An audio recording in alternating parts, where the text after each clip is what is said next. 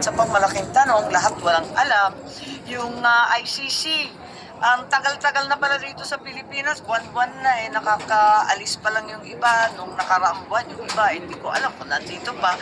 Abay, hindi nila alam lahat. Paano naman nila hindi alam, samantalang lahat ng presinto pinagpupunta sa Caloocan, Station 6, Batasan Hills QC, lahat ng ospital, kinakalkal na yung mga dead on arrival sa East Avenue.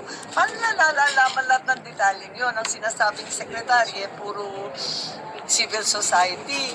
Dami kong barkadang civil society, hirap na hirap. Maangal nga na hindi sila tinutulungan sa ebidensya.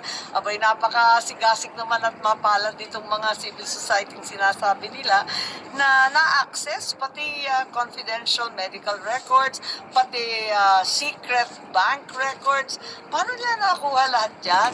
Kaya hindi mapagkakaila na may tumulong sa ating pamahalaan. Maraming pangalan binabanggit at wala naman tayong katibayan. Baka mauwi na naman tayo sa sinasabi ni Secretary John Vic dati na puros chismis. Pero yung pag-aresto at pagtangay ni Pangulo Duterte, hindi na chismis. Totoo na yun.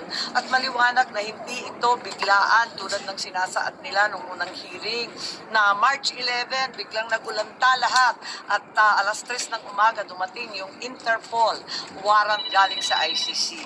Maliwanag na hindi totoo yun. Mayo pa umaandar na lahat ng mga proseso. Mayo ng nakaraang taon, nag-umpisa na, andyan na yung ICC noong October, nag-umpisa ang Quadcom, at yung DOJ nagkaroon ng task force. Nagtataka ako sa kanila kung bakit sinasabi nila na nagulat sila. Samantalang maliwanag na nagtulong-tulong sila ipunin lahat ng katibayan.